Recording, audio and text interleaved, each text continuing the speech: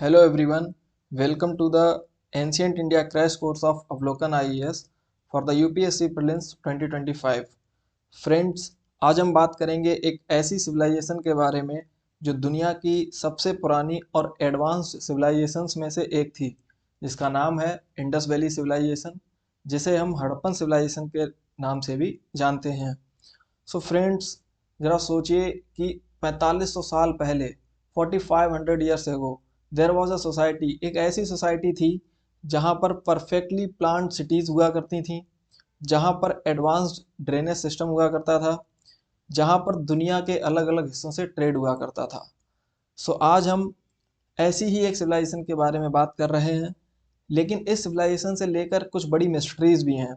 ना ही अभी तक हम उनकी स्क्रिप्ट को समझ पाए हैं और ना ही उनके डिसअपियरेंस होने का एग्जैक्ट रीज़न।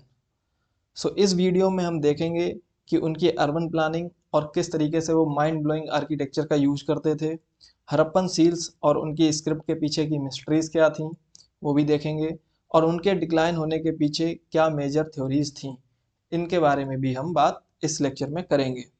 सो दोस्तों, तैयार हो जाइए एक बहुत ही फैसिनेटिंग जर्नी के लिए, जो ना सिर्फ इंटरेस्टिंग है बल्कि आपके प्रीलिम्स के लिए भी सुपर हेल्पफुल होने वाली है।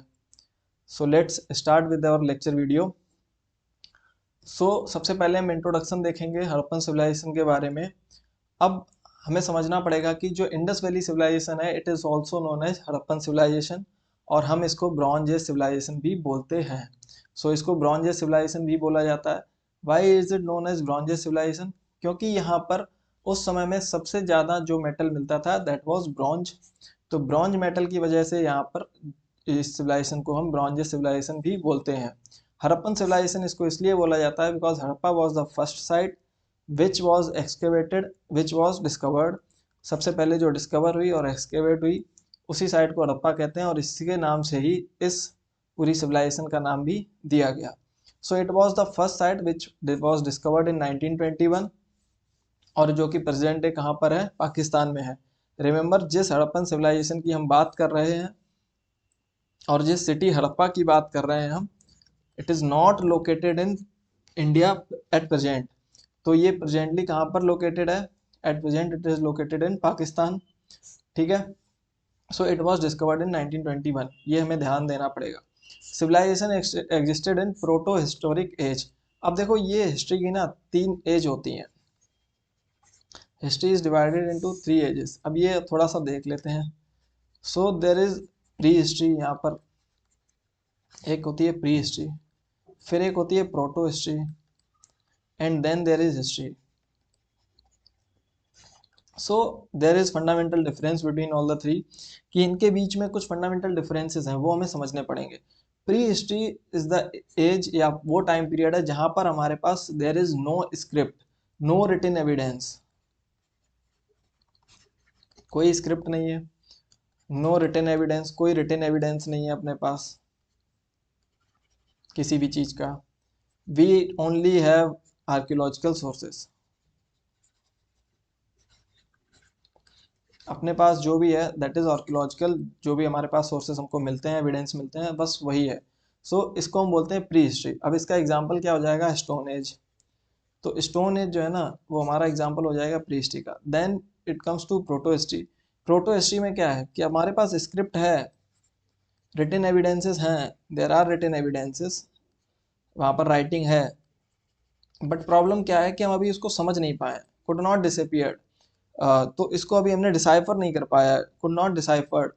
तो प्रोटो हिस्ट्री में स्क्रिप्ट भी है, राइटिंग भी है, और बट इसको डिसाइफर नहीं किया जा सका अभी तक, इसकी जो गुत्थी है उसको सुलझाया नहीं जा सका। इस पीरियड को हम बोलते हैं प्रोटो हिस्ट्री, और इसी का ही एग्जाम्पल है हमारी Harappan civilization. Harappan civilization is the example of this proto history. अब उसके बाद हम आ जाते हैं हिस्ट्री के बारे में, जहाँ पर हमारे पास स्क्रिप्ट है, यस, और स्क्रिप्ट डिसाइफर हो चुकी है। स्क्रिप्ट इज डिसाइफर्ड, तो ये अपने को समझना होगा। That is why this time period is known as history. तो उसको हम हिस्ट्री बोलते हैं, जो कि हमारा हम देखेंगे वैदिक एज से जो टाइम पीरियड होगा उसको हम क्या बोलते हैं? हमारा हिस्ट्री वाला टाइम पीरियड, क्योंकि हमारे पास ऋग्वेद है और ऋग्वेद को हमने क्लियरली वहाँ पर पढ़ा हुआ है। That is why it is known as this history.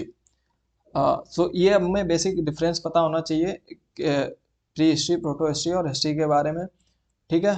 So it is not deciphered, ये भी आप अपने नोट्स में ऐड कर लेना, ठीक है। It is still not deciphered, और हिस्ट्री में जो होती है, जो स्क्रिप्ट होती है, दैट इज़ डेसिफर्ड। सो ये बेसिक इंट्रोडक्शन है हमारी जो इंडस वैली सिविलाइजेशन है उसके बारे में। अब हम इसके बारे में जो इसको पढ़ने का जो हमारा तरीका है उसको हम कुछ टाइम पीरियड में डिवाइड करते हैं और उन टाइम पीरियड को हम थोड़ा सा समझते हैं। अब फ्रेंड्स, जो लोग भी इस लेक्चर को अटेंड कर रहे हैं उनसे मैं रिक्वेस्ट करूंगा कि वो कॉपी और पेन अपने साथ लेके बैठें और जो मैं यहाँ पर लिखवा रहा हूँ या फिर मैं जो बता रहा हूँ उनको साथ में ही लिखते चलें, क्योंकि this lecture is going to be very helpful for prelims. और इसी लेक्चर को आप अपना लास्ट मिनट रिवीजन के लिए नोट्स भी बना सकते हैं इसी लेक्चर से। सो ये थोड़ा सा आप कर सकते हैं, अपने एंड से थोड़ा सा हार्ड वर्क कीजिए। अब इसमें हम देखेंगे कि phases of Indus valley civilization. Indus valley civilization के फेजेस को हम समझने की कोशिश करते हैं। We basically read this Indus valley civilization in 3 phases. So यहाँ पर 3 फेजेस हैं जिनमें हम इसको पढ़ने की कोशिश करते हैं, बट अभी मैं उसमें एक और फेज ऐड करके बताऊंगा। सो सबसे पहले हमारा early Harappa. So early Harappan phase है, और उसके बाद जो हमारा टाइम पीरियड आता है that is mature Harappa, mature Harappan phase. और लास्ट में हमारा आता है लेट हड़प्पन फेज।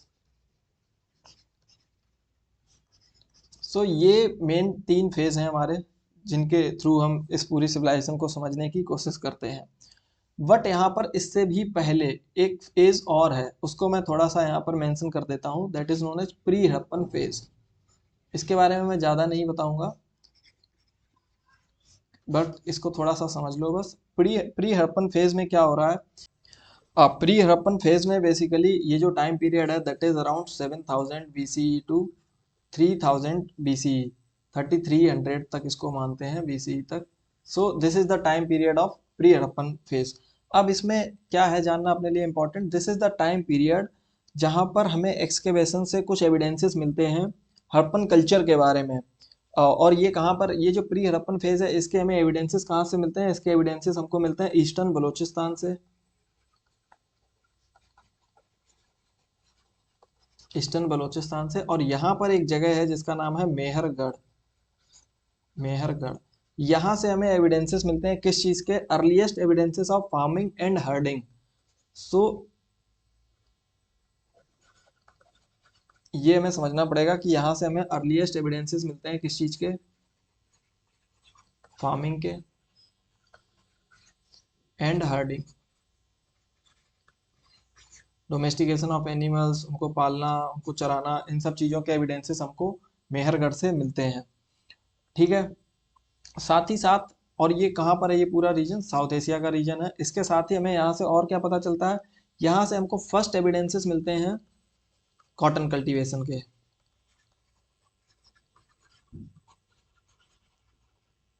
सो यहाँ पर एविडेंसेस मिलते हैं केवल, बट इसका मतलब ये नहीं है कि यहाँ पर कॉटन जो है एक्सटेंसिवली यहाँ पर कल्टीवेट होता था। We only have evidences from this place, ठीक है।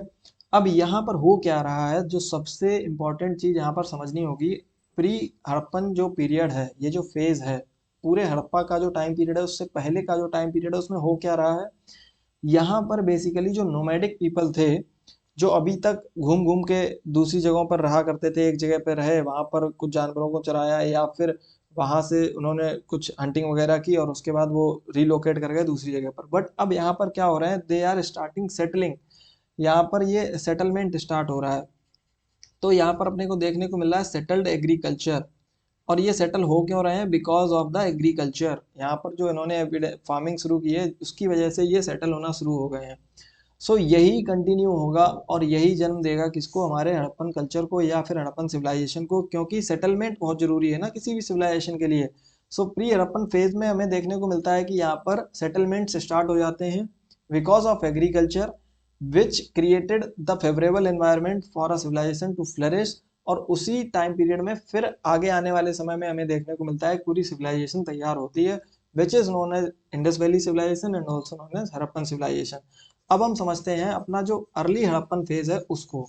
ये था हमारा प्री हड़प्पन के बारे में, इतना अपने को पता होना चाहिए। बेसिकली मेहरगढ़ से हमें फार्मिंग के एविडेंसेस मिलते हैं और जो भी एविडेंसेस हमें मिलते हैं वो हमें ये दर्शाते हैं कि यहाँ पर सेटल्ड एग्रीकल्चर स्टार्ट हो चुका था और लोग सेटलमेंट्स की तरफ बढ़ने लगे थे। लोग जो है मड हाउसेस यहाँ पर बिल्ड करने लगे थे। अब अर्ली हड़प्पन फेज के बारे में हम थोड़ा सा जानेंगे, इसके बारे में थोड़ा सा स्टडी करेंगे और फिर हम अपने अगले पार्ट की तरफ आगे बढ़ेंगे।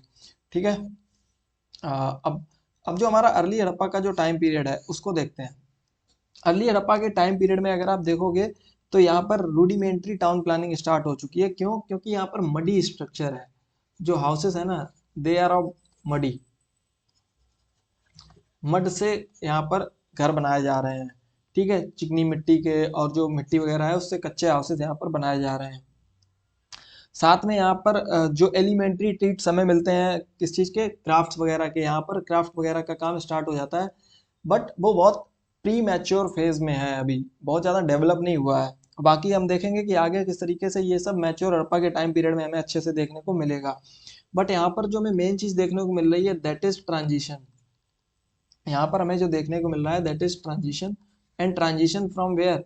Transition from rural to urban life, rural to urban life की तरफ यहाँ पर हमें ट्रांजिशन। ये आप एज इट इज़ नोट्स बना लो, ये नोट्स आपको बहुत हेल्प करेंगे जो फाइनल आप एग्जाम में जाओगे उसके लिए, जो भी आप टेस्ट सीरीज अटेम्प्ट करते हो उसमें हेल्प करेंगे। इस तरीके के कंपैरिजन बेस्ड क्वेश्चंस पूछे जाते हैं कई बार, और जो कोई साइट का नाम यहाँ पर लिया जाएगा वो साइट से बेस्ड क्वेश्चन यहाँ पर बहुत फ्रीक्वेंटली यूपीएससी पूछता है। So transition from rural to urban life, तो यहाँ पर जो मैंने बताया था कि यहाँ पर प्री हड़प्पा वाले फेज में ये लोग मडी स्ट्रक्चर बनाकर रहने लगे थे, वही कंटिन्यू करते हैं ये अर्ली हड़प्पा में। बट यहाँ पर जो एग्रीकल्चर है that is now leading to surplus production, यहाँ पर सरप्लस प्रोडक्शन हो रहा है। अब होता क्या है बेसिकली, अब कोई भी सरप्लस होता है उसकी वजह से होता क्या है ये समझो। सरप्लस से क्या होगा, जब सरप्लस होगा तब नीड अराइज होगी एक्सचेंज की या फिर ट्रेड की। ठीक है, अगर कोई चीज़ आपके पास ज़्यादा है जो आप उसको रख नहीं सकते हो तो आप उसको क्या करोगे, उसको बेच के पैसे कमाने की कोशिश करोगे। ठीक है, या फिर उसके बदले में कोई दूसरी चीज़ खरीदने की कोशिश करोगे। अब ये कोई भी प्रोसेस इस तरीके की चीज़ होगी जिसमें लेन देन होगा तो उसको हम क्या बोलेंगे, ट्रेड। ट्रेड के लिए हमें चाहिए कोई मार्केट प्लेस जहाँ पर दोनों लोग पहुँच सकें, जिनके पास ज़्यादा है प्लस जिनके पास कम है। ठीक है, जो अपना सामान ज़्यादा वाला लेकर आए हैं या फिर कोई ऐसा व्यक्ति जो किसी और सामान के बदले सामान एक्सचेंज करने आया है, तो वो कहाँ पर पहुंचेगा, एक कॉमन प्लेस पे, that is known as market. Market जहां पर डेवलप होगा उसके अराउंड में जो चीजें डेवलप होंगी that becomes town, and town gradually becomes cities, and cities gradually becomes mega cities. So इसी तरीके से डेवलपमेंट होता है किसी भी सिविलाइजेशन में। अगर आप देखो प्रॉपर तरीके से कोई भी सिविलाइजेशन उठा लो, कोई भी टाइम पीरियड उठा लो, चाहे मॉडर्न टाइम पीरियड उठा लो, अगर कहीं पर भी आप देखोगे कि इसी तरीके से चीज़ें डेवलप होती हैं, because of surplus cities and town culture develops, या फिर सिटी कल्चर डेवलप होता है बिकॉज ऑफ सरप्लस। अगर सरप्लस नहीं होगा तो इस सब का कोई मतलब नहीं है, कोई सिटी नहीं होगी, कुछ भी नहीं होगा। लोग किस पे होंगे, केवल सब्सिस्टेंस पर बेस्ड होंगे, केवल अपने खाने के लिए कमा रहे होंगे, केवल अपने खाने के लिए उगा रहे होंगे बस। तो सरप्लस होगा तो ट्रेड की नीड होगी, ट्रेड की नीड होगी तो मार्केट बनेगा, मार्केट बनेगा तो टाउन बनेगा, टाउन से सिटी बनेगी, सिटी से मेगा सिटी बनेगी। सो दिस इज द प्रोसेस। इसको समझ लो, ये सरप्लस जो है ना वो बहुत हेल्प करेगा समझने में, और इसी से ही बनेगा फर्स्ट अर्बनाइजेशन, जिसको हम बोलते हैं हड़प्पन कल्चर, हड़प्पन सिविलाइजेशन को फेज ऑफ फर्स्ट अर्बनाइजेशन भी बोला जाता है। तो यहाँ पर क्या हो रहा है, transition from rural to urban life, ये हमें समझना पड़ेगा। ठीक है, इसी टाइम पीरियड में इंडस स्क्रिप्ट डेवलप हो रही है। ठीक है, इंडस स्क्रिप्ट भी इसी टाइम पीरियड में डेवलप हो रही है। अब मैं इसको क्या करूँगा, अब मैं इसको हटा दूंगा। ये आपने, आई होप कि आपने नोट कर लिया होगा या समझ लिया होगा। इसको मैं इरेज कर देता हूँ क्योंकि मुझे चाहिए स्पेस। ठीक है, सो अब हम बात करेंगे late Harappa, sorry mature Harappa time period की। मैच्योर हड़प्पा में हम देखेंगे कुछ और चीज़ें यहाँ पर डेवलप हो रही हैं। मैच्योर हड़प्पा में क्या हो रहा है कि यहाँ पर हमें वेल डेवलप्ड टाउन देखने को मिल रहे हैं, जिसके बारे में अभी हम आगे बात करेंगे लेक्चर में। वेल डेवलप्ड टाउन देखने को मिल रहे हैं। साथ ही हमको क्या देखने को मिल रहा है, यहाँ पर बर्न्ट ब्रिक स्ट्रक्चर्स हैं। ठीक है, यहाँ पर बर्न्ट ब्रिक स्ट्रक्चर्स हमें देखने को मिल रहे हैं, जो पकी हुई ईंट का इस्तेमाल हो रहा है।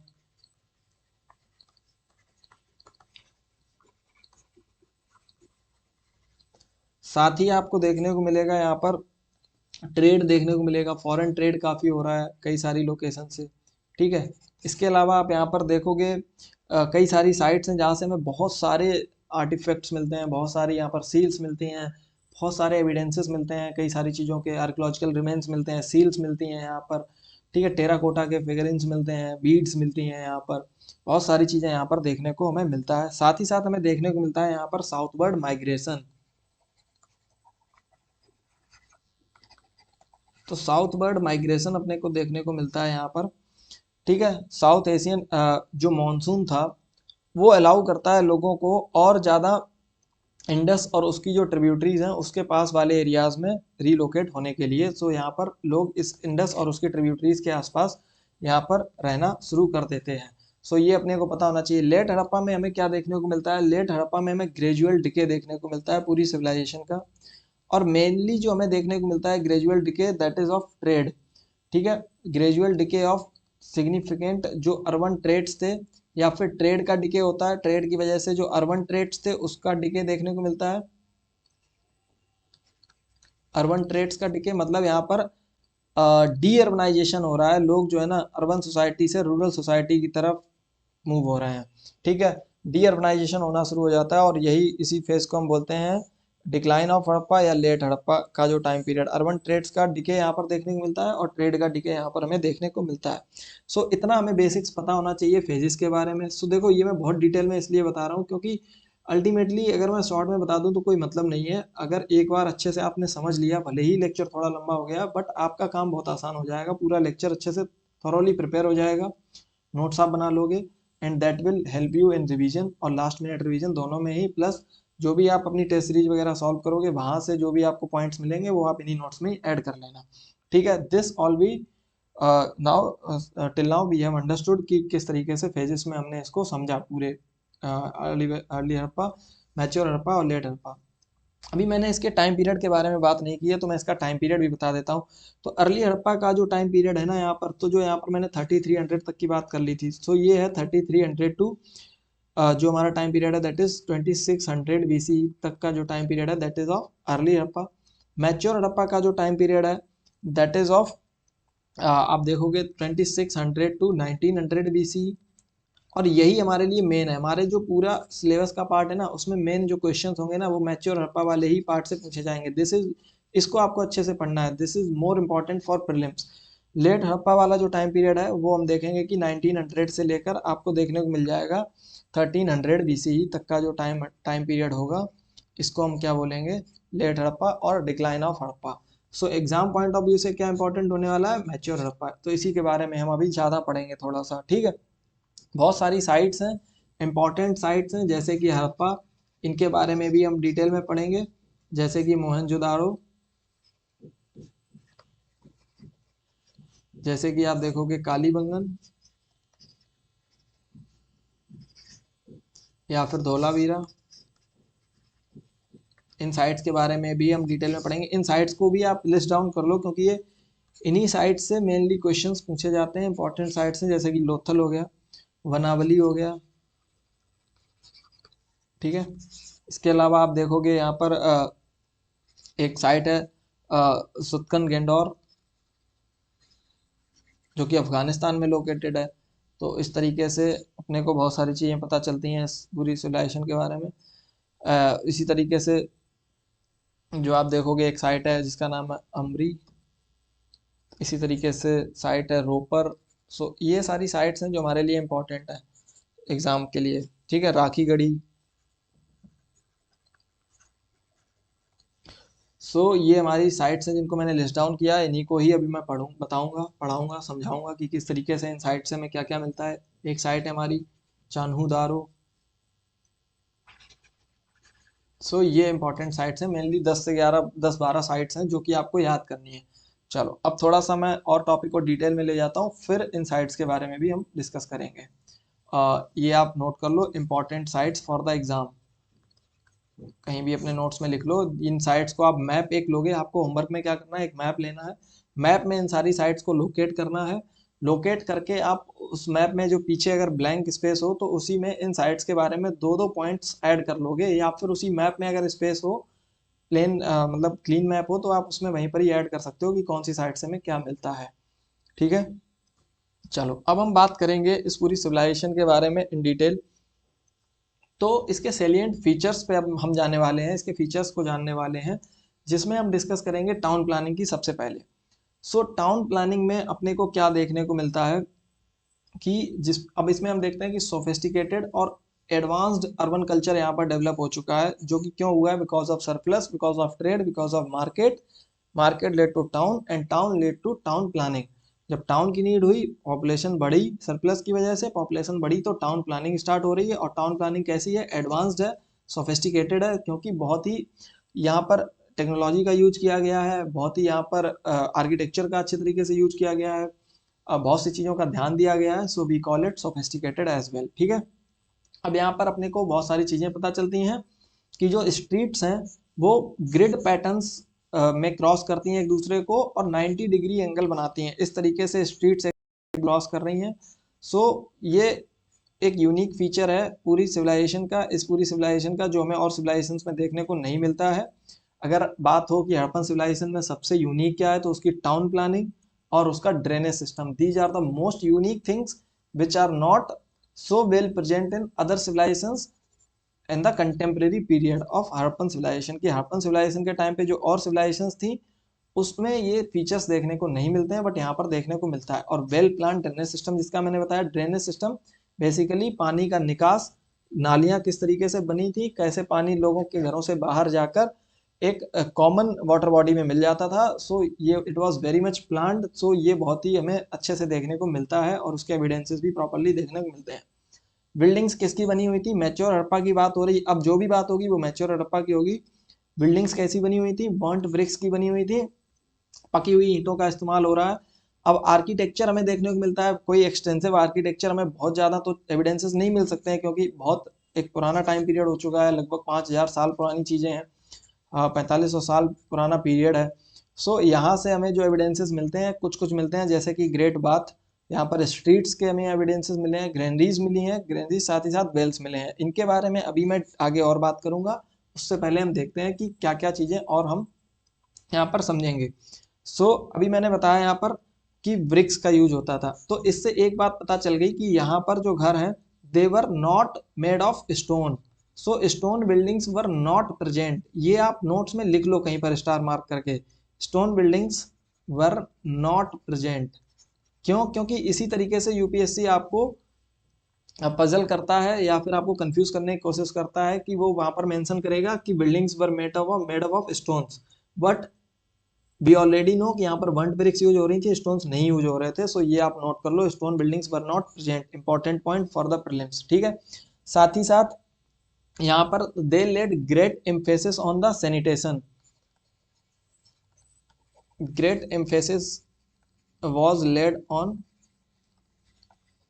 सैनिटेशन, सफाई का बहुत ज़्यादा ध्यान रखते थे पूरी सिविलाइजेशन में। ठीक है, साथ ही साथ यहाँ पर हमें देखने को मिलेगा अंडरग्राउंड ड्रेनेज सिस्टम, जिसकी मैंने यहाँ पर बात की, इट वाज अंडरग्राउंड। सो ये भी अपने को पता होना चाहिए अंडरग्राउंड किस तरीके से, कि नालियाँ जो बनाई जाती थी उनको ऊपर से कवर किया जाता था। ठीक है, और ये जो ड्रेनेज सिस्टम था, it was connecting all house to street drains which were covered by stone slabs और ब्रिक्स। नालियाँ बनाई जाती थी, हर घर के बाहर होती थी, और उसको ऊपर से स्टोन स्लैब से या तो कवर किया जाता था या ईंटों से कवर किया जाता था।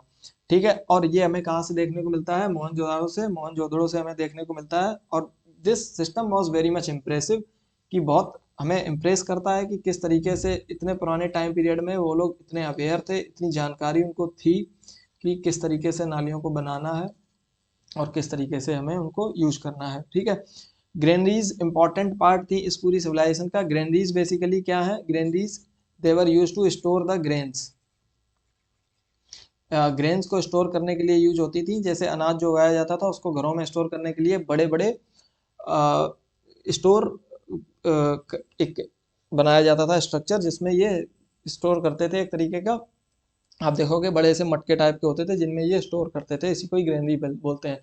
Bells were present in most of the houses, individual houses में कुएं बने हुए थे घरों में। So water availability was there in each house, तो घरों में आराम से आसानी से पानी की अवेलेबिलिटी थी, कोई इशू नहीं था।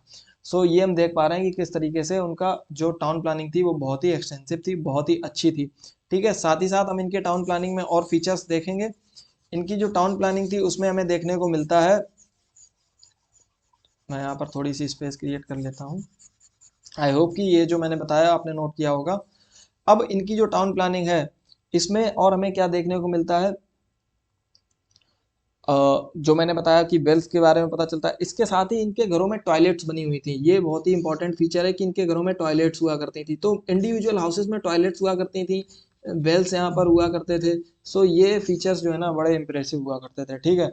इसके साथ ही हमें देखने को मिलता है कि हर घर में एक छोटा या फिर बड़ा एक कोर्टयार्ड आपको देखने को मिलेगा, आंगन देखने को मिलेगा और बाथरूम देखने को मिलेगा, ठीक है।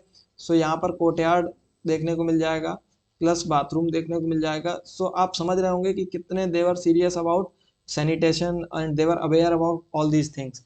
सो एक ऐसी सिविलाइजेशन की बात हम लोग कर रहे हैं जिसमें सारे फीचर्स एक तरीके से प्रेजेंट थे जो एक लाइफस्टाइल को फॉलो करने के लिए चाहिए आज के टाइम पर, और वही वो लोग फॉलो कर रहे थे इन एंशियंट टाइम, ठीक है। अब जो कालीबंगन साइड जिसकी मैंने बात की थी वहां से हमें हर हाउस में लगभग वहां से हमें कुएं देखने को मिलते हैं, ठीक है।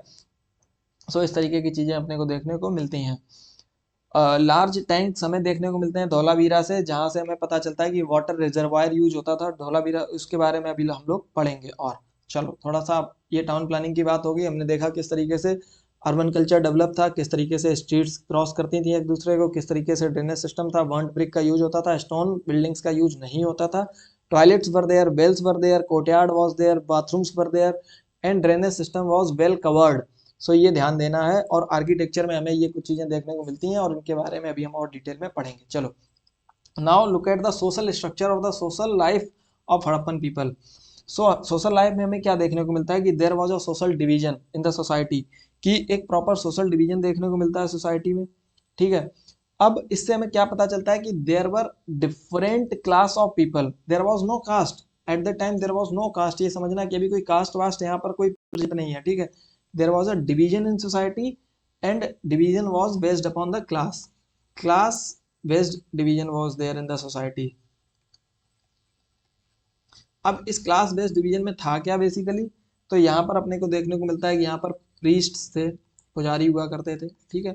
साथ ही हमें देखने को मिलता है यहाँ पर मर्चेंट्स, व्यापारी हुआ करते थे, ठीक है। साथ ही हमें यहाँ पर देखने को मिलता है ट्रेडर्स, ठीक है। तो इसके साथ ही हमें देखने को मिलेगा आर्टिजन्स, जो आर्ट वर्क करते थे, ठीक है। इसके अलावा आप देखोगे यहाँ पर कल्टीवेटर्स, जो खेती करते थे। भाई बिना खेती के, अब ये अर्बन कल्चर की बात हो रही है बट क्या वहां पर खेती नहीं होती थी? बिना खेती के तो ये कुछ भी पॉसिबल ही नहीं था। तो वो भी हो रही थी विलेज एरियाज में, वो भी प्रैक्टिस हो रही थी साथ में, उसी सरप्लस की वजह से ये हमें टाउन प्लानिंग और अर्बन कल्चर देखने को मिल रहा है, ठीक है। अब इसमें हमें देखने को मिलता है कि जो कॉमर्शियल या मर्चेंट क्लास थी ना, ये थोड़ा डोमिनेटिंग क्लास थी इस पूरी सिविलाइजेशन में, ठीक है। सो ये थोड़ा सा यहाँ पर डोमिनेटिंग क्लास थी। अब देखो priest did not rule Harappa, हमें ये पता चलता है कि जो प्रीस्ट है ना, क्योंकि हमें बहुत ज़्यादा एविडेंसेस नहीं मिलते हैं ऐसे कि कहीं पर प्रीस्ट का बहुत ज़्यादा रोल देखने को मिल रहा है। सो इससे पता चलता है कि priest were not ruling that civilization and it was possibly ruled by class of merchants. हो सकता है कि ये क्लास ऑफ मर्चेंट्स के द्वारा रूल की जाती हो, क्यों? क्योंकि बेसिक फीचर्स में हमें ट्रेड ज़्यादा देखने को मिल रहा है, यहाँ पर ट्रेड के एविडेंसेस ज़्यादा मिल रहे हैं। साथ ही आप देखोगे कि कॉस्मेटिक्स के यूज होते थे, लाइक देवर यूजिंग लिपस्टिक और बहुत सारे प्रोडक्ट्स देवर यूजिंग सिनेवार और कोलिरियम, ये सारी चीज़ें ये लोग यूज कर रहे थे अपने फैशन सेंस को इम्प्रूव करने के लिए, और अपनी डेली यूज की जो इनकी लाइफ थी, डेली लाइफ में ये प्रोडक्ट्स यूज हो रहे थे। साथ में आप देखोगे नेकलेस, प्लेट्स, आमलेट्स, फिंगर रिंग्स, ये सब मैन एंड वुमेन दोनों के द्वारा पहना जाता था, जो कि आज भी यूज होता है, उस समय भी यूज होता था। सो ये अपने को पता होना चाहिए सोशल लाइफ में।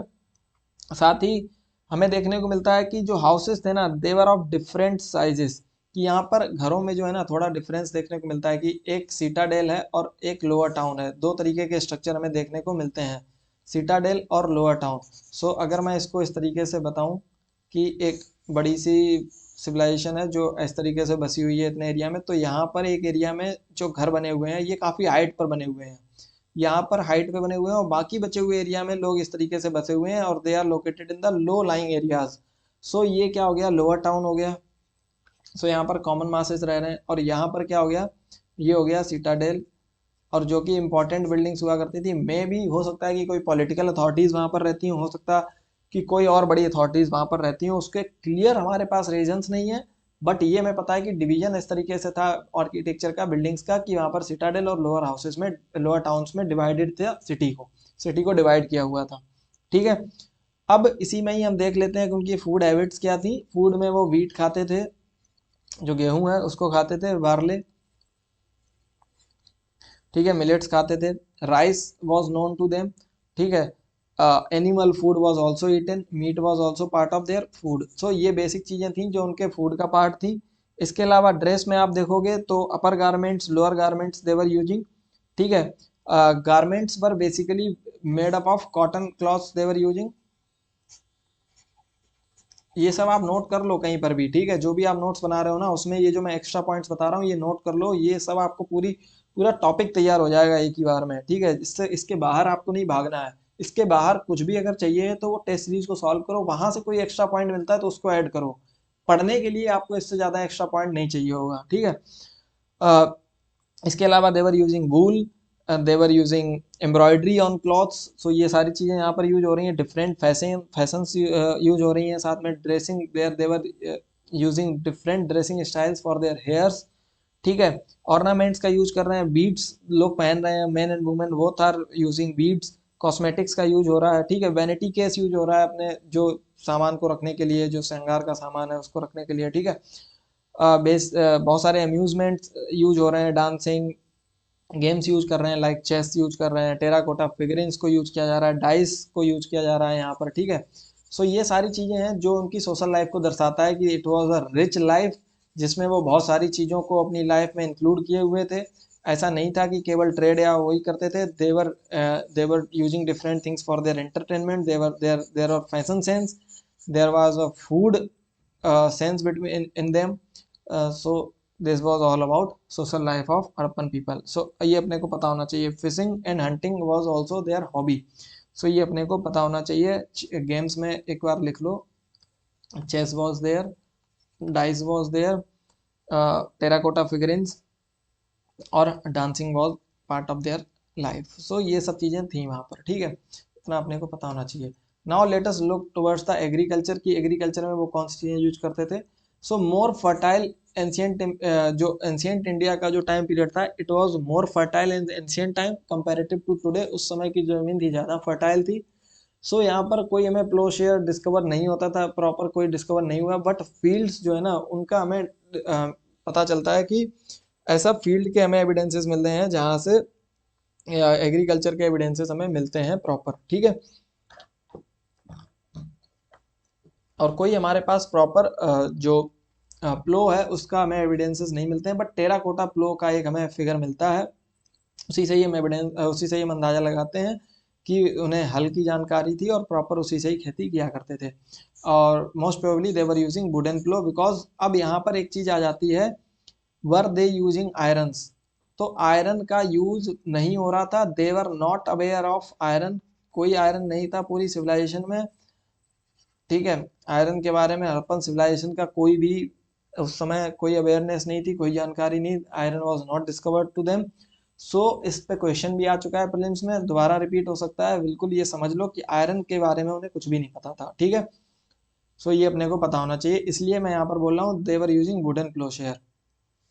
और मोस्ट प्रोबेबली कोई और मेटल यूज कर रहे हो तो पता नहीं, बट वुडन के यहाँ पर एविडेंसेस अपने को कुछ कुछ पता चलते हैं कि हो सकता है कि उसका यूज होता हो।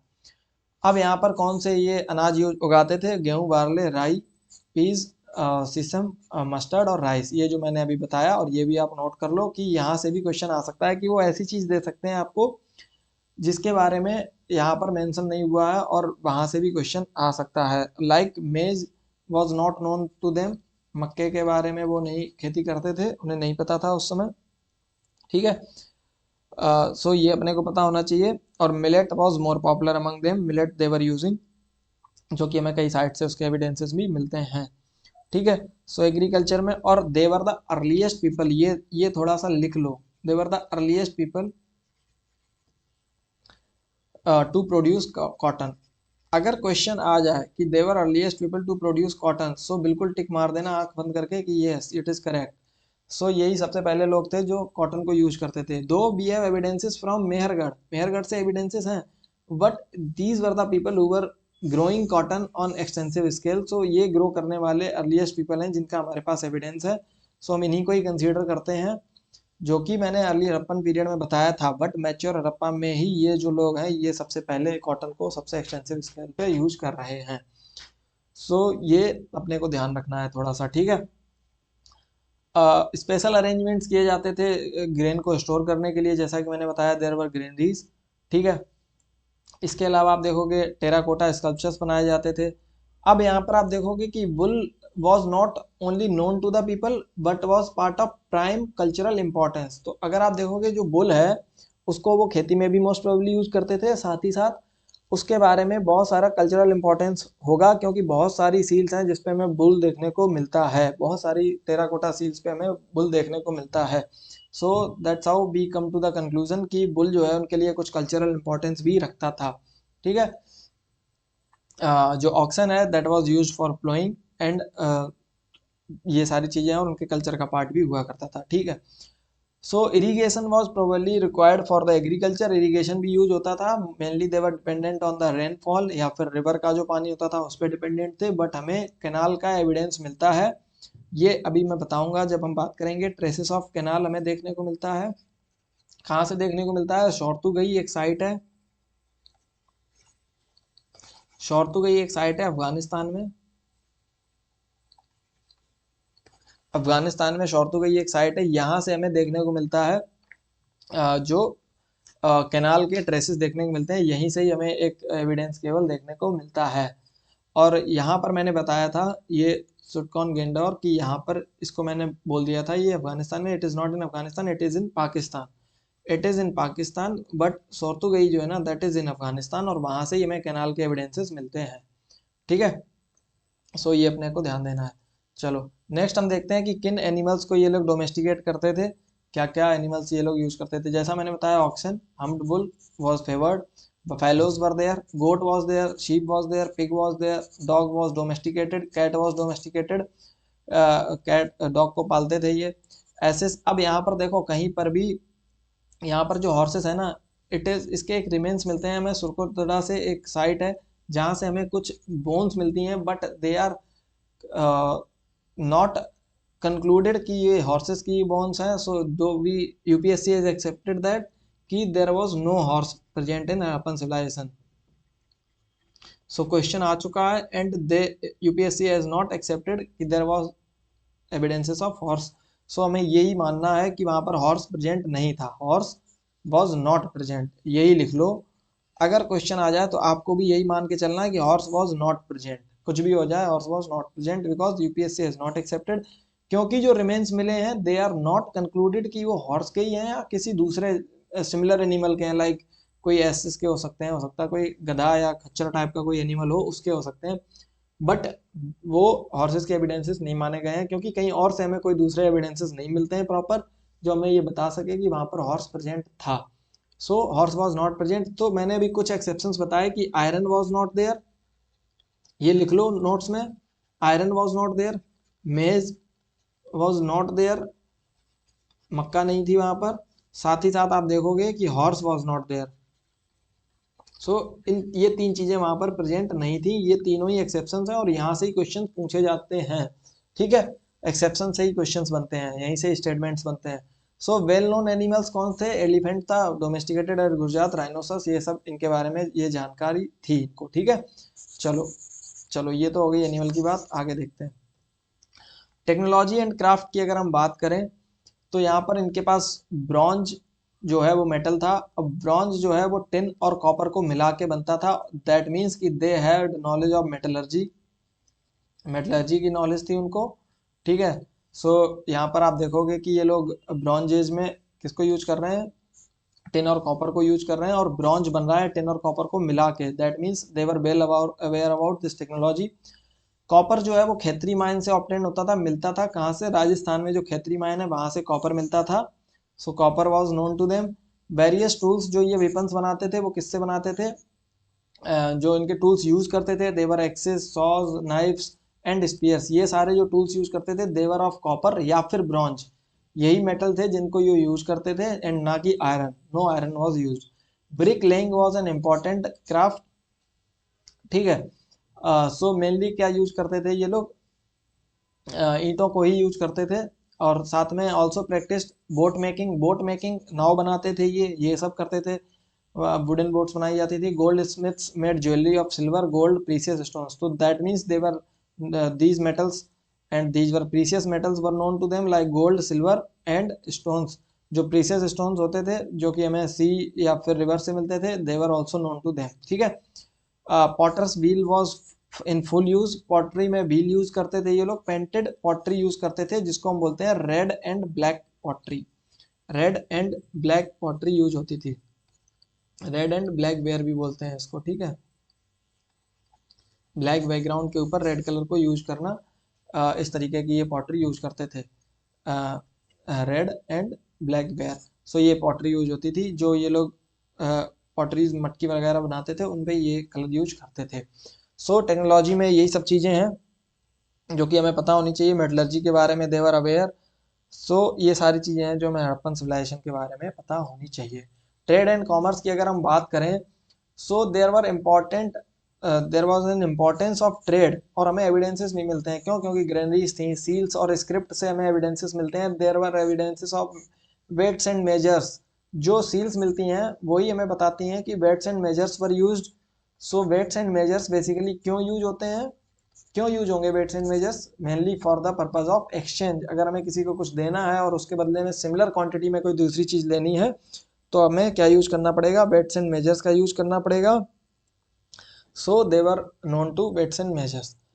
engaged in inter regional as well as foreign trade, तो इनकी जो डिफरेंट लोकेशंस थी, जो डिफरेंट इनकी साइट्स थी, उनके बीच में ट्रेड होता था, साथ में फॉरेन ट्रेड भी होता था। लाइक मेसोपोटामिया के साथ यहाँ पर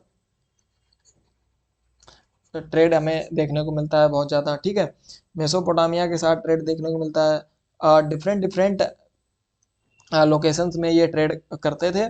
और जो जो चीज़ें ट्रेड में यूज होती थी उनके बारे में भी हम बात करेंगे। अब ये बुलक कार्ट्स का यूज करते थे और बोट्स का यूज करते थे फॉर द ट्रांसपोर्टेशन। तो ये हमें समझना पड़ेगा कि ट्रांसपोर्ट करने के लिए किसका यूज करते थे? बुलक कार्ट का, बैलगाड़ी का, और साथ ही साथ नाव का यूज करते थे। कोई मेटेलिक मनी उस समय यूज नहीं होता था। They were exclusively involved in barter system, तो बार्टर सिस्टम यहाँ पर एक्सक्लूसिवली यूज होता था।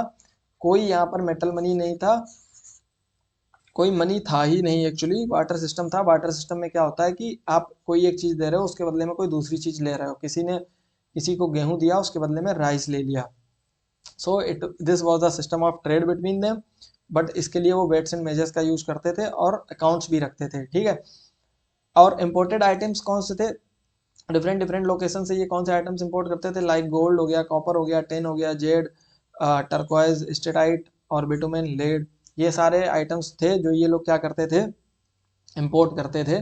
एक्सपोर्ट में इनके पास क्या क्या आइटम्स थे? अगर हम देखें यहाँ पर एक्सपोर्ट भी करते थे ये बहुत सारे आइटम्स को।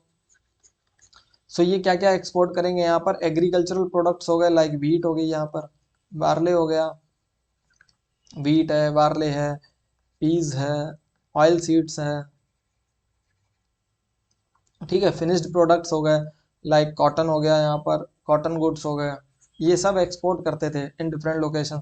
कॉटन गुड्स, पॉटरी, साथ में आप देखोगे यहाँ पर बीड्स, ये सब भी, टेराकोटा फिगर्स, ठीक है। सो आइवरी प्रोडक्ट्स। सो ये सारी चीज़ें ये क्या करते थे? एक्सपोर्ट करते थे। और इम्पोर्ट क्या क्या करते थे ये मैंने लिस्ट बताई है। सो ये लिस्ट थोड़ा नोट डाउन कर लेना और इसको 2-3 बार पढ़ लेना। थोड़ा ध्यान रखना कि कौन सी चीज़ें ये लोग यूज़ करते थे। नेविगेशन के लिए ये अरेबियन सी का यूज़ करते थे। अरेबियन सी के कोस्ट से ये जाते थे एक लोकेशन से दूसरी लोकेशन पे, ठीक है। और जैसा कि मैंने बताया कि स्टोन, मेटल और जो ट्रेड में यूज होता था, स्टोन या फिर मेटल, इन्हीं चीज़ों से ये वेट्स एंड मेजर्स बना लेते थे और उसी से ये यूज करते थे। सो इंडस सुमेरियन ट्रेड के लिंक हमें देखने को मिलते हैं। जो मेसोपोटामिया है उसी का दूसरा नाम सुमेरियन भी है। तो उसके हमें ट्रेड एविडेंसेस काफ़ी ज़्यादा मिलते हैं। वहीं से ही हमें कुछ सील्स हैं जो कि कॉमन है, सिमिलर हैं, जो कि हमें पता चलती हैं कि इनका और उनके बीच में ट्रेड था, जो कि हमें वहाँ से मिलती हैं सील्स एक्सकेवेशन में, ठीक है। सो लॉन्ग डिस्टेंस ट्रेड भी यहाँ पर हुआ करता था। अब इनकी कुछ इंडस्ट्रीज थी। कौन सी इंडस्ट्रीज ये लोग यूज करते थे? टेक्सटाइल इंडस्ट्री हुआ करती थी, टेक्सटाइल इंडस्ट्री होती थी। साथ ही आप देखोगे इनकी ब्रिक इंडस्ट्री होती थी, जहाँ पर भाई ईंट यूज हो रही है तो ईंट बनेगी भी तो। साथ ही आप देखोगे इनकी मेटल इंडस्ट्री हुआ करती थी, जहाँ से ब्रॉन्ज बन रहा है या कॉपर के प्रोडक्ट्स बन रहे हैं। सो मेटल इंडस्ट्री हुआ करती थी, ठीक है। सो ये सारी चीज़ें ये लोग यूज़ किया करते थे। टॉय इंडस्ट्री थी इनके साथ, इनके इनके इनको टॉय इंडस्ट्री इन्होंने डेवलप कर रखी थी, जहाँ से बच्चों के लिए खेलने के लिए खिलौने बनाते थे, ठीक है। सो इस तरीके की इंडस्ट्रीज़ के हमें एविडेंसेस मिलते हैं, textile industry, brick industry, metal industry और टॉय इंडस्ट्री। एक्सपोर्ट और इम्पोर्ट के आइटम्स के बारे में हमें पता चला। अब हम देखते हैं इनके रिलीजियस प्रैक्टिसेस के बारे में, ठीक है। अब रिलीजियस प्रैक्टिसेस में हम देखेंगे कि देवर वर्शिपिंग मेल डीटी, जिसको हम पशुपति महादेव बोलते हैं या फिर प्रोटो शिवा भी बोलते हैं। अब ये एक सील है जो हमें मिलती है हड़प्पन सिविलाइजेशन में, और इस सील में हमें देखने को मिलता है एक राइनोसर्स, ठीक है, एलिफेंट देखने को मिल रहा है हमें यहाँ पर एक टाइगर देखने को मिल रहा है, साथ में हमें डियर्स देखने को मिल रहे हैं। सो इस तरीके के एनिमल्स हमें देखने को मिलते हैं इस पूरे जो प्रोटोशिवा है उसमें। और यहाँ पर एक जो गॉडली फिगर है जो कि योगिक पोजीशन में बैठे हुए हैं, वो हमें देखने को मिलते हैं। सो टाइगर, एलिफेंट, राइनोसर्स और बफेलो, सो ये सब हमें इसमें देखने को मिलता है। ये बफेलो यहाँ पर हमें देखने को इस पूरे इसमें जो प्रोटोशिवा वाली सील है उसमें देखने को मिलता है। ये एक सील है जिसमें हमें ये एविडेंसेस मिलते हैं, और इसी को ही नाम दिया गया है पशुपति महादेव, ठीक है। So this is about religion. और रिलीजन में और क्या चीज़ें थी, this civilization was predominantly secular civilization. Secular थी क्योंकि ऐसे यहाँ पर मतभेद देखने को नहीं मिलते हैं जो भी हमें एविडेंसेस हैं वहाँ से, तो इससे पता चलता है कि देवर पीस लविंग पीपल। उनके बीच में ज़्यादा मतभेद नहीं थे, कोई ऐसी फाइट्स नहीं थी, क्योंकि हमें इंजर्ड बोन्स या फिर इस तरीके के एविडेंसेस कम ही मिले हैं कि वॉर लाइक चीज़ें हों, तो उसके भी एविडेंसेस हमें नहीं मिलते हैं कि उनके साथ में कोई वॉर हुआ हो या इन्होंने किया हो, वो नहीं मिलता है। लिंगम के हमें प्रीवेलेंस देखने को मिलती है, जिसको हम फालूस भी बोलते हैं या फिर योनि। और ये चीज़ भी it was part of there worship, कि वर्शिप में वो लिंग और योनि की पूजा किया करते थे। Two deers depicted on this yogic जो प्रोटोशिवा वाली सील है उस पर देखने को मिलती है। They also worshipped tree, people tree को यूज करते थे, आग को पूजा करते थे, नेचर वर्शिप यूज किया करते थे वो अपने पूजा के लिए। देवर वर्शिपिंग नेचर, एनिमल्स की पूजा करते थे, ठीक है। यूनिकॉर्न एक एनिमल हमें देखने को मिलता है in which is not seen in real, but वो पता नहीं इसको क्यों बनाते थे, कैसे बनाते थे, क्या करते थे, क्यों उसका उनके कल्चर का पार्ट था। बट यूनिकॉर्न सील्स हमें बहुत सारी सील्स पे यूनिकॉर्न देखने को मिलता है, ठीक है। So it was all about their religion. Burial system में वो यूज करते थे dead generally laid in pits, तो क्या करते थे ये दफनाते थे लोगों को। Some graves contain pottery and ornaments, तो लोगों के साथ में उनकी जो वस्तुएं होती थी वो भी रखी जाती थी। तो उससे पता चलता है कि they believed in the concept of life after death. So they believed in the concept, ये लिख लो, they believed in the concept of life after death, because we have seen potteries and ornaments in the graves, so that is why we can conclude it कि कुछ तो था जिसमें वो believe करते थे, इसीलिए जो यूज के सामान होते थे वो रखे जाते थे। Jewellery found in burials of both men and women, दोनों की ही ज्वेलरी, दोनों के ही बरियल्स में ज्वेलरी साथ में यूज की जाती थी, रखी जाती थी, ठीक है, या उनको पहना दी जाती थी आफ्टर दी डेथ, या जो पहने होते थे उनको उसी तरीके से पहने पहने ही दफना दिया जाता था। सो it was about their religion, burial system, जो कि हमें पता होना चाहिए, ठीक है। सो देर वर 3 टाइप्स ऑफ बरियल, ये भी अपने को समझ लेना है कि बरियल सिस्टम जो है ना, इट वॉज 3 टाइप्स, इसमें भी टाइप्स थे। 3 तरीके का बरियल सिस्टम देवर यूजिंग। एक कंप्लीट बरियल था, ठीक है, और इसमें एक फ्रैक्शनल बरियल था जिसमें वो आधा दफना देते थे लोगों को, ठीक है। और साथ में वो जॉइंट बरियल यूज करते थे जिसमें 2 लोगों को एक साथ दफनाते थे, ठीक है, डबल बरियल भी जिसको हम बोलते हैं, जिसके एविडेंसेस हमको मिलते हैं। और हो में भी, अब ये भी एक स्पेकुलेशन है कि बोला गया है कि वो सती सिस्टम को फॉलो करते थे, but it is not completely true, या फिर उसको एक स्टेबलाइज्ड फैक्ट नहीं है ये, it is just an speculation कि वो हो सकता है कि सती सिस्टम को प्रैक्टिस करते हों, इसके कोई क्लियर एविडेंसेस नहीं है। सो ये याद रखना, ठीक है। सो इतनी सारी चीज़ें हैं जो हमें इनके बारे में पता होनी चाहिए। सो आई होप कि, हाँ, प्लस सन वर्शिप ये किया करते थे, सन वर्शिप वाज आल्सो यूज्ड, ठीक है। सो आई होप कि मैंने बहुत सारी चीज़ें आपको इनके बारे में बताई हैं। साथ ही हम देखेंगे इनकी लोकेशंस के बारे में। सो ये अफगानिस्तान है, ये रहा मेहरगढ़ जिसके बारे में मैंने बताया था, जो कि प्री हड़प्पन जो फेज है, प्री हड़प्पन फेज है, उसके एविडेंसेस हमको यहाँ से मिलते हैं। उसके अलावा मोहनजोदारो देख लो आप, ठीक है, अमरी देख लो, बालाकोट एक साइट है, चन्हूदारो एक साइट है, डीजी एक साइट है, ठीक है, कोट डीजी एक साइट है यहाँ पर। इसके अलावा आप धोलावीरा देख लो, साथ में आप राजस्थान में देखोगे राखीगढ़ी को देख लो, कालीबंगन को देख लो, पंजाब में अगर आप आओ तो रोपर को देख लो, ठीक है, कश्मीर में आप आओ तो मांडा एक साइट है उसको देख लो, ठीक है। सो ये सारी साइट्स हैं जिनको यहाँ पर जहाँ पर ये लोग इनकी जो सिविलाइजेशन है वो बसी हुई थी, ठीक है, दीमाबाद है। अब देखो यहाँ पर एक चीज अपने को देखने को मिल रही है कि यहाँ पर जो नॉर्थ नदन मोस्ट साइट है, जो नदन नदन मोस्ट साइट जो है वो कौन सी है? सो ये जो साइट है it is this site, this is Manda, जिसको हम मंडा भी बोलते हैं, जो कि जम्मू एंड कश्मीर में लोकेटेड है। So it is the northern most site जो कि यहाँ पर जम्मू कश्मीर में लोकेटेड है। अब इसी में ही अगर हम देखें कि सदर्न मोस्ट साइट कौन सी थी, तो ये है दीमाबाद जो कि महाराष्ट्र में लोकेटेड है। इसी में अगर हम ईस्टर्न मोस्ट साइट देखें तो ईस्टर्न मोस्ट साइट कौन सी है? आलमगीरपुर।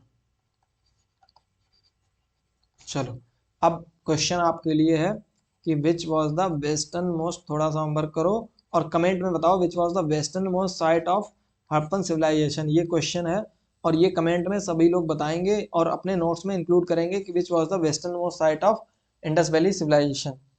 सो इतनी सारी चीज़ें हमने इनके बारे में देखी। थोड़ा आर्ट एंड क्राफ्ट के बारे में सुन लो। बेसिकली ज़्यादातर चीज़ें हम लोग ने ऑलरेडी कवर कर ली हैं। थोड़ा सा इनके आर्ट एंड क्राफ्ट के बारे में हम लोग समझ लेते हैं। आर्ट एंड क्राफ्ट में ये लोग क्या करते थे? They were very well acquainted with the manufacturing and use of bronze, तो ब्रॉन्ज के प्रोडक्ट्स बनाते थे, प्लस टेक्सटाइल इम्प्रेशन यूज करते थे, बहुत सारे ऑब्जेक्ट्स बनाते थे टेक्सटाइल के। आप साथ में ही देखोगे कि boat making, bead making, seal making, ये सब प्रैक्टिस होता था। टेराकोटा फिगरेंस में ये काऊ, मंकीज और डॉग्स एनिमल फिगर्स को बनाते थे। डांसिंग गर्ल में अगर एक हमें जो एविडेंस मिलते हैं एक डांसिंग गर्ल के, जो कि ब्रॉन्ज फीमेल फिगरिन है, जो कि मोहनजोदाड़ो से मिलती है। ये आप लिख लो अपने नोट्स में, डांसिंग गर्ल एक ब्रॉन्ज फिगर है of girl which is found in Mohenjodaro, ठीक है। साथ में ही टॉयज में ये डाइस यूज करते थे जो कि हमें मोहनजोदाड़ो से मिलता है, प्लस ज्वेलरी में ये सिल्वर, गोल्ड, प्रीशियस स्टोन्स। तो ये सारी चीज़ें इनके बारे में मैंने ऑलरेडी आपको बता दिया। म्यूजिक इंस्ट्रूमेंट्स में ये स्ट्रिंग इंस्ट्रूमेंट्स और ड्रम्स को यूज करते थे, कुछ तार वाले जो इंस्ट्रूमेंट होते हैं उस तरीके के ये इंस्ट्रूमेंट्स यूज करते थे। पॉटर्स व्हील यूज किया करते थे और ये सारी चीज़ें हम ऑलरेडी डिस्कस कर चुके हैं। सो आर्ट एंड क्राफ्ट बता दिया मैंने, बहुत सारी लोकेशंस को डिस्कस किया, प्लस अब कुछ फैक्ट्स देखते हैं which are important for prelims. So capital cities इनकी कौन सी थी? Harappa and Mohenjodaro were the capital cities. Port cities इनकी कौन सी थी? पोर्ट सिटीज ये इंपॉर्टेंट है, बहुत इंपॉर्टेंट है, इनको थोड़ा सा आप डबल स्टार करके रट लेना। लोथल हो गया, सुत्कन गेंडोर हो गया, अल्लादीनो हो गया, बालाकोट और कुंतसी, ये सारी क्या है? पोर्ट सिटीज हैं। सो ये थोड़ा सा याद कर लेना। Largest site of Indus valley civilization is Mohenjodaro. Mohenjodaro किस रिवर पर लोकेटेड है? Located on the bank of which river? ये आप कमेंट में बताओगे, ठीक है। Rakhigarhi is the largest site, ये आप लिख लो कि Rakhigarhi is the largest site located in किस स्टेट में लोकेटेड है? अभी मैंने यहाँ पर आपको लोकेट करके भी बताई थी।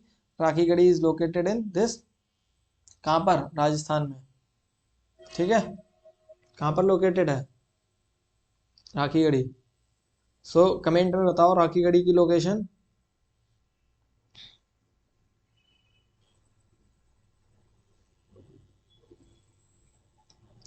साथ में अगर आप देखोगे कहाँ पर है Rakhigarhi, so Rakhigarhi is in Haryana and not in Rajasthan, ठीक है। So Rakhigarhi is in Haryana और जो कालीबंगन है that is in Rajasthan. So ये जो राखीगढ़ी है it is in Haryana, Haryana का पार्ट है वो, ना कि यहाँ पर ये राजस्थान का। सो राजस्थान में कौन सी साइट है? राजस्थान में कालीबंगन और हरियाणा में यहाँ पर हमें क्या देखने को मिलती है? राखीगढ़ी।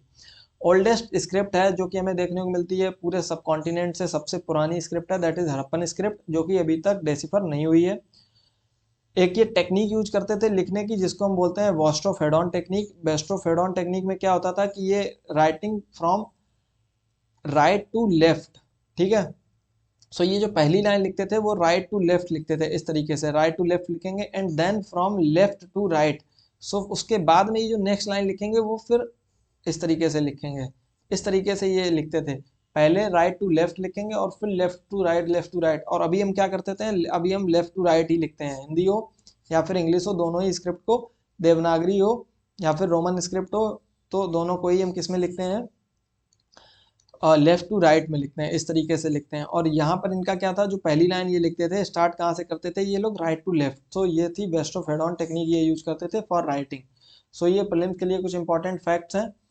अब इसमें बचता क्या है वो हम देख लेते हैं। कुछ इंपॉर्टेंट चीज़ें अभी हमारी बची हुई हैं जिसमें हम इनका डिक्लाइन समझेंगे कि किस तरीके से इनका डिक्लाइन होता है, ठीक है। So this civilization decline started declining after 2000 BC के बाद ये डिक्लाइन होना स्टार्ट हो जाती है, और जो कि 1300 BC तक डिक्लाइन होती है, जब हमें ऋग्वैदिक पीरियड फिर हमें देखने को मिलता है।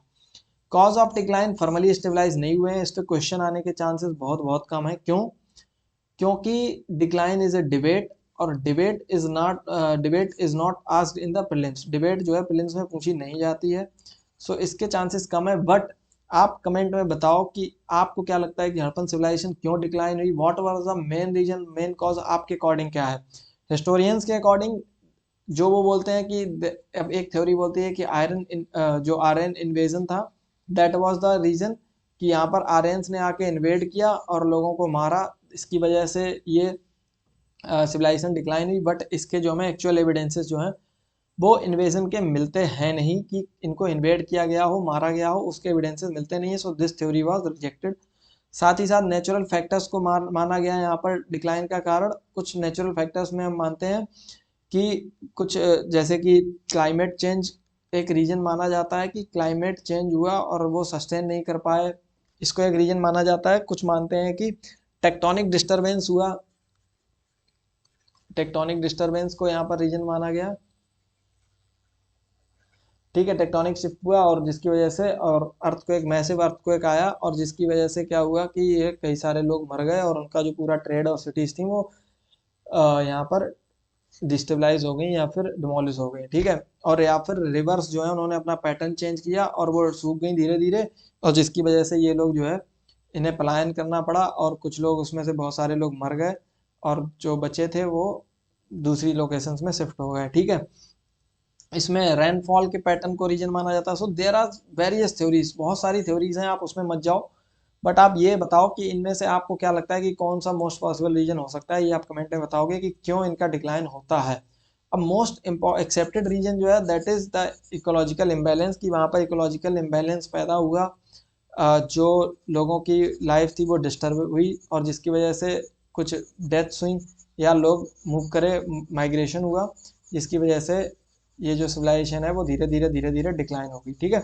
So these are the reasons responsible for the decline. कोई एक पर्टिकुलर रीजन स्टेबलाइज फैक्ट नहीं है अभी अपने पास, स्टिल डिबेटेड।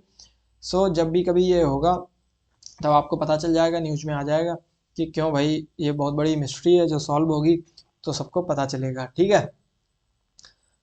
अभी तक हमारे साथ जो चैलेंज है वो क्या है कि इनकी स्क्रिप्ट को डेसिफर नहीं किया जा सका है। पिक्टोग्राफिक स्क्रिप्ट को ये यूज करते हैं, ये एक फैक्ट है जो कि यहाँ पर ऐड कर लो। पिक्टोग्राफिक स्क्रिप्ट है। पिक्टोग्राफिक स्क्रिप्ट कौन सी होती है, जिसमें पिक्चर्स ये लोग बनाते हैं और पिक्चर्स के थ्रू ये लोग पढ़ने की कोशिश करते हैं, ठीक है। तो पिक्चर्स होती हैं यहाँ पर बर्ड्स की, डिफरेंट डिफरेंट फिगर्स हैं, और उन्हीं के थ्रू ये लोग लिखते हैं चीज़ों को, और उन्हीं को ही अभी तक डेसिफर नहीं किया जा सका है, क्योंकि these are the complex pictures और उनके मीनिंग्स अभी तक समझ में नहीं आ पाए हैं। और अभी रिसेंट में जो न्यूज आई है, जो तमिलनाडु की गवर्नमेंट है उसने तो प्राइज़ भी ऑफर कर दिया है कई मिलियंस का, कि जो भी इसको स्क्रिप्ट को डेसिफर करेगा उसको वो प्राइज़ देगी गवर्नमेंट, ठीक है। सो दिस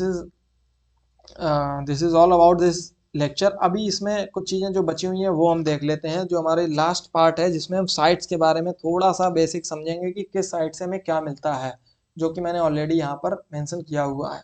ठीक है, हड़प्पा जो साइट है ये आप बताओ कि कौन सी नदी के किनारे लोकेटेड है। पहले तो आप ये देखोगे कि कौन सी रिवर के सराउंडिंग में ये लोकेटेड है हड़प्पा। ठीक है, प्लस इसको एक्सकेवेट किसके द्वारा किया गया ये आप याद कर लो, दयाराम साहनी के द्वारा। चलो एक एक साइट के बारे में थोड़ा थोड़ा देखते हैं। हड़प्पा, मैं कलर चेंज कर देता हूँ पेन का।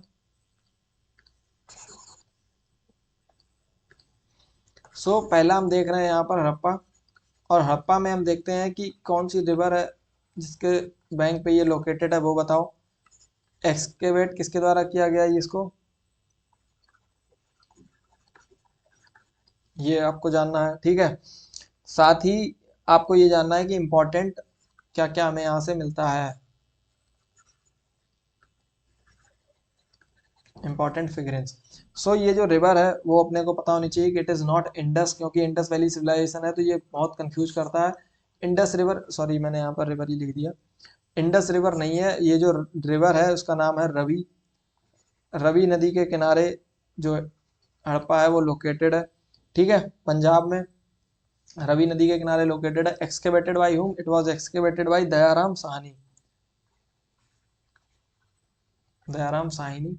और कब हुआ था, 1921 में। ठीक है, 1921 में इसको एक्सकेवेट किया गया। यहाँ से हमको क्या मिलता है, पता क्या चलता है, यहाँ से हमको सिटाडेल के बारे में पता चलता है, लोअर टाउन के बारे में पता चलता है, साथ में अपने को और क्या पता चलता है, ग्रेनरीज के बारे में पता चलता है।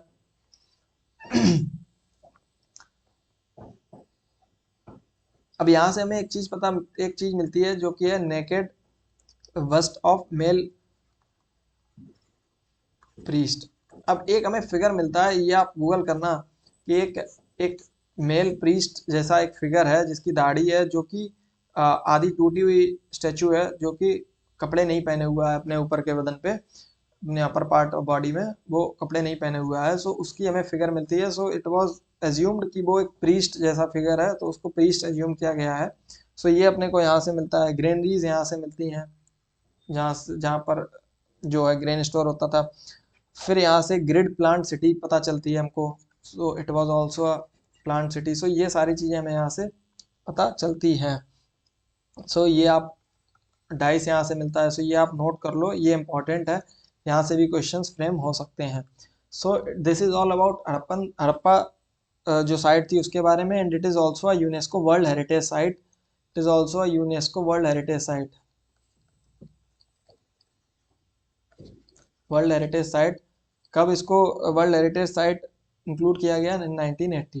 तो 1980 में ही इसको वर्ल्ड हेरिटेज साइट डिक्लेयर कर दिया गया था। इसको मैं यहाँ पर हटा देता हूँ और मैं दूसरी यहाँ पर जो हमारी इम्पोर्टेंट साइट है उसके बारे में आपको बताता हूँ। नेक्स्ट जो हमारी साइट है दैट इज़ मोहनजोदड़ो। और मोहनजोदड़ो से हमको क्या क्या पता चलता है, मोहनजोदड़ो से यहाँ से हमको मिलता है ग्रेट बाथ। ग्रेट बाथ एक बड़ा सा एक स्विमिंग पूल जैसा स्ट्रक्चर है, जहाँ से हमको पता चलता है कि maybe they were using it for their rituals, कुछ रिलीजियस रिचुअल के लिए या तो यूज हो रहा था। ठीक है, यहाँ से हमको क्या क्या, ये कौन सी रिवर पर लोकेटेड है, it is located on the bank of Indus river. Indus river पे कौन सी साइड लोकेटेड है, इट इज मोहनजोदाड़ो।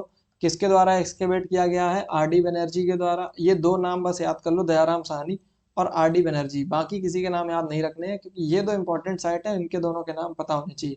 कब एक्सकेवेट हुई है, 1922 में। क्या क्या मिलता है यहाँ से, एक तो ग्रेट बाथ, सबसे इंपॉर्टेंट की ग्रेट बाथ हमको कहाँ से मिलता है, मोहनजोदड़ो से।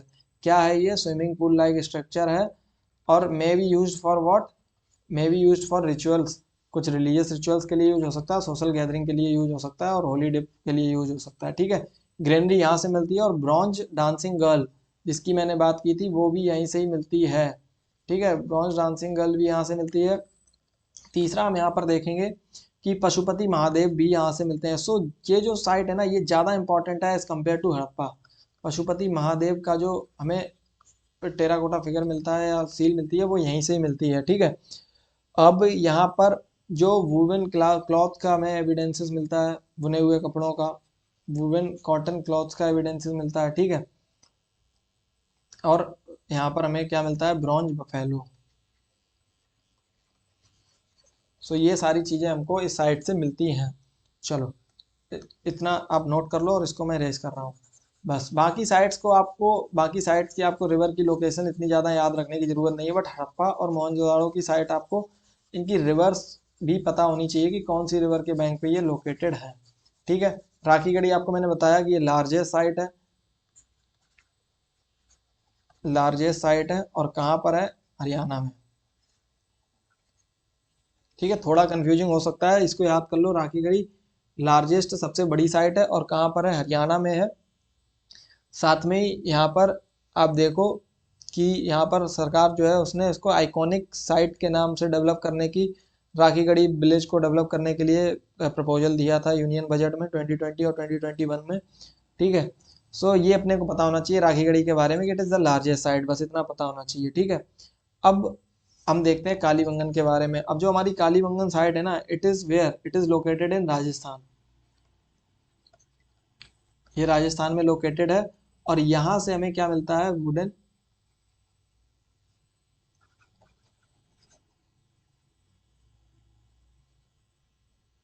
वुडन प्लो यहाँ से हमें,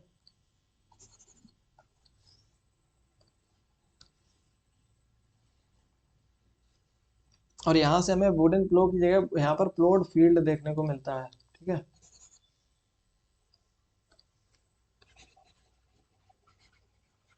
प्लोड फील्ड के एविडेंसेस यहाँ से हमें मिलते हैं। ठीक है।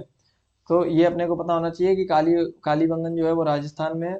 यहाँ से हमें फायर अल्तार मिलते हैं।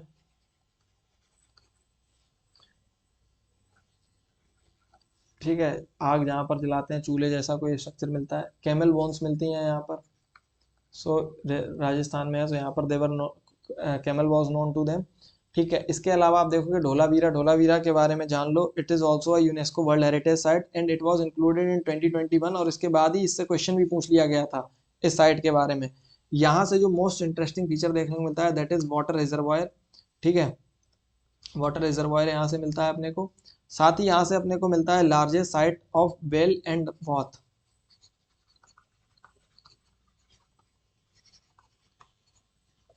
ये देखने को मिलता है यूनिक वाटर हार्नेसिंग सिस्टम यहाँ पर देखने को मिलता है। यही क्वेश्चन भी पूछा गया था कि वाटर हार्वेस्टिंग सिस्टम कहाँ से देखने को मिलता है। ठीक है। So it is Dholavira. So ये भी अपने को देखने को मिलता है।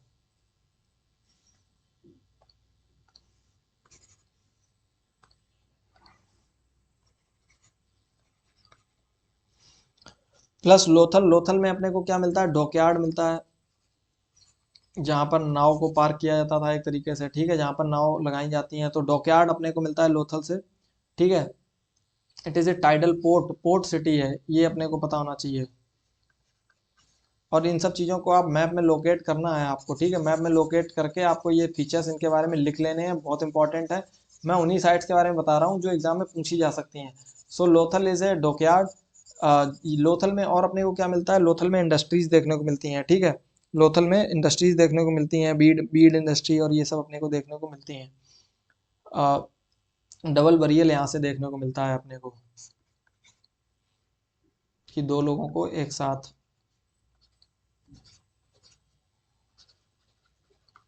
दो लोगों को एक साथ यहाँ पर दफनाया जाता था। डुअल बरियल या फिर जॉइंट बरियल भी यहाँ से देखने को मिलता है हमें। ठीक है।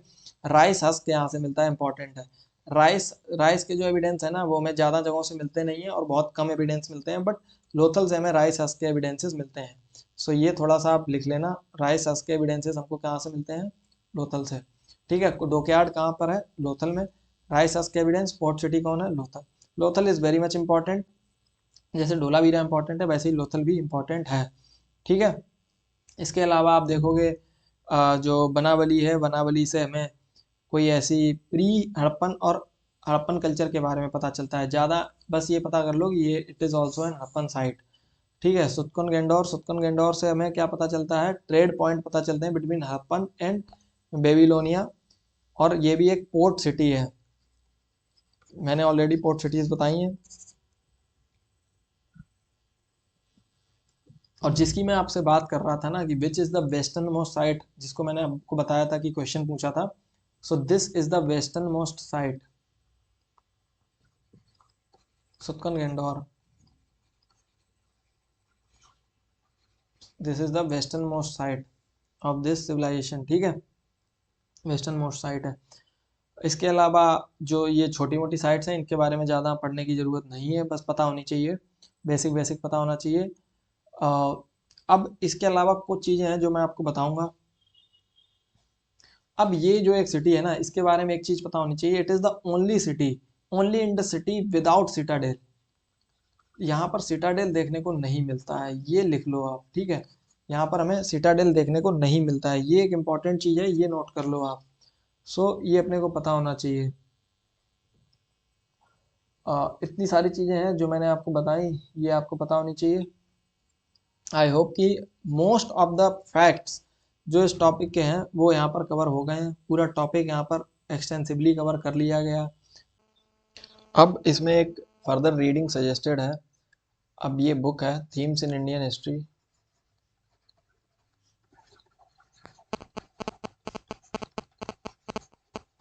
That is new NCERT, new NCERT और पार्ट वन इसका। इसका जो पार्ट वन है उसका जो पहला चैप्टर है that is bricks, bones and, पहला जो इसका चैप्टर है brick, bones, bricks, beads and bones. ये चैप्टर आपको पढ़ लेना है। इसमें जो मैप दिया जाएगा उस मैप में जो भी साइट्स मेंशन हैं वो आपको अच्छे से कवर करनी है। उन साइट्स के बारे में चैप्टर में जो भी डिटेल्स दी गई हैं वो अच्छे से, इसमें जो मैप है ना ये बहुत इंपॉर्टेंट है, ये मैप अच्छे से कर लेना है इस टॉपिक का।